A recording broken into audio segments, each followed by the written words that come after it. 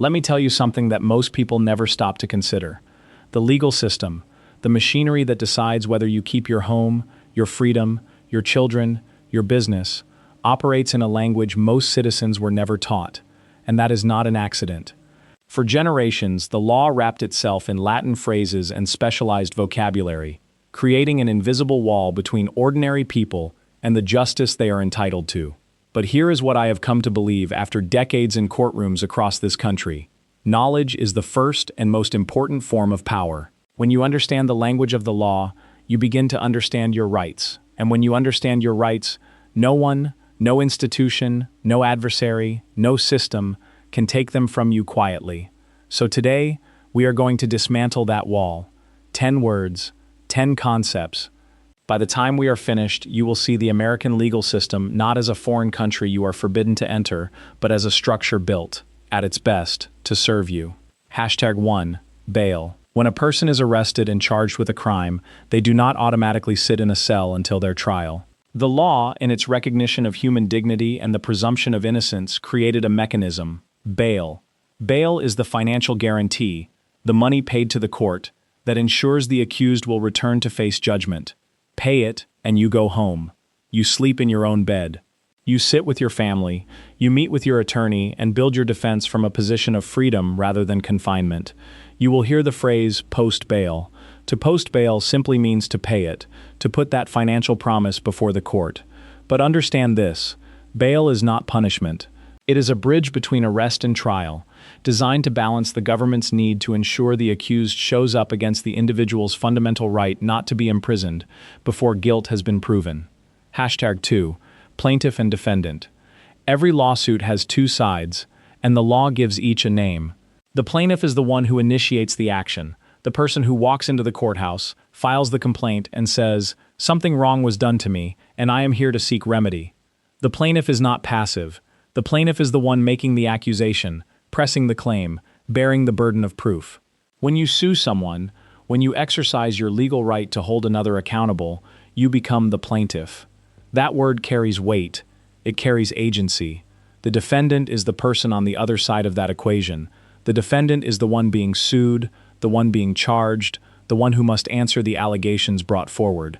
The word itself tells you everything. The defendant must defend. They must stand in the courtroom, confront the evidence, and demonstrate either innocence or justification. Together, plaintiff and defendant define the essential human drama at the heart of every legal proceeding. One person claiming harm, another required to answer for it. 3. The jury. I want you to think about what a jury actually is, because it is one of the most remarkable inventions in the history of civilization. A jury is not a panel of experts, not a committee of politicians, not a board of professionals with vested interests. A jury is 12 ordinary citizens, people like you, people like your neighbor, people who woke up that morning with no connection to the case before them, who are asked to sit in judgment and decide the truth. We call them a jury of our peers precisely because they represent us. Not the government, not the powerful, us. The jury listens to the evidence. They weigh the testimony. They deliberate. And then, in a room where no judge is present, no attorney is whispering in anyone's ear, 12 people must reach a decision together. It is imperfect. It is human. But it is, at its core, democracy applied to justice, and I find that breathtaking. #4. Guilty. Not guilty. These are the two words that change everything. Guilty means the jury or the judge, after hearing all the evidence, after weighing all testimony, has determined that the defendant committed the crime. It is a word that carries consequences: loss of liberty, loss of reputation, loss of years that cannot be recovered. Not guilty does not mean innocent in the popular sense. It means the evidence presented was insufficient to meet the legal standard of proof. It means the system, operating as designed, refused to convict without certainty. In a nation built on the principle that it is better to let a guilty person go free than to imprison an innocent one, not guilty is not a loophole, it is a safeguard. Understanding the difference between these two outcomes is understanding the entire philosophy of American criminal justice. #5. The verdict. The verdict is the formal announcement of that decision. It is the moment the jury returns to the courtroom, the moment the foreman rises, the moment the room goes absolutely silent. The word comes to us from Latin, veredictum, meaning to speak the truth. In that single word, verdict, centuries of legal tradition converge. It is the answer to the question the entire trial was built to answer. It is, for the defendant, for the plaintiff, for every person in that courtroom with something at stake, the moment that defines what comes next. #6, the appeal. But a verdict is not always the end.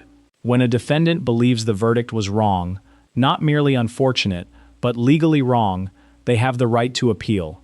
An appeal is not a retrial. It is not a second chance to re-argue the facts before a new jury. It is a formal request to a higher court to review whether the lower court made an error of law. Was the evidence improperly admitted? Did the judge give the jury incorrect instructions? Was the defendant's right to a fair trial compromised? The appeals process is the legal system's acknowledgement of its own fallibility. It says, "We are human, we make mistakes, and we have built a mechanism to correct them." That mechanism has freed innocent people. It has also, when working as it must, upheld verdicts that were entirely correct. It is not a tool for endless delay. It is a guarantee that justice is not sealed in a single room on a single day, beyond all scrutiny or review. #7, the sentence. When a defendant is found guilty, the legal process does not end with the verdict. What follows is the sentence, the punishment imposed by the court. A sentence might be prison time.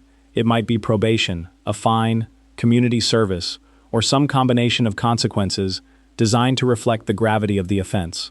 You will hear sentences described as light or harsh. A light sentence suggests the court found mitigating factors, circumstances that reduce the moral weight of the conduct. A harsh sentence reflects the opposite. The court viewed the offense as serious, the harm as significant, the need for deterrence as compelling. Sentencing is where the law becomes most intensely personal. It is where a human being, a judge, robed and seated behind that elevated bench, must look at another human being and assign a consequence.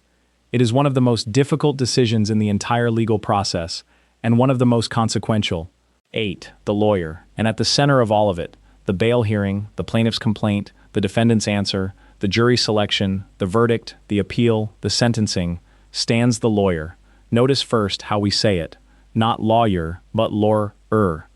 The word collapses into itself, becomes something fluid and quick, because what a lawyer does is fluid and quick. Reading the room, adjusting an argument mid-sentence, finding the precise phrase that turns a skeptical juror. A lawyer is professionally trained to give legal advice and to represent individuals before courts and institutions. But that clinical description misses everything that matters. A great lawyer is an advocate in the deepest sense of that word. They stand between their client and the full weight of a legal system that can be overwhelming, opaque, and terrifying to anyone navigating it alone. I have spent my career believing one thing above all others, that every person, regardless of wealth, regardless of status, regardless of the forces arrayed against them, deserves someone in their corner who knows this language, who speaks it fluently, and who will use it fiercely on their behalf. These 10 words, bail, plaintiff, defendant, jury, guilty, not guilty, verdict, appeal, sentence, lawyer, are not just vocabulary. They are the architecture of a system that, at its best, stands as one of humanity's great attempts to answer the oldest question in civilization. How do we treat each other fairly? Learn these words. Teach them to your children. Because the day may come, and for many of you it will, when you stand inside this system, or someone you love does, and you will need to understand not just what is happening, but what you are entitled to. That understanding begins here, with language, with knowledge, with power that belongs to all of us.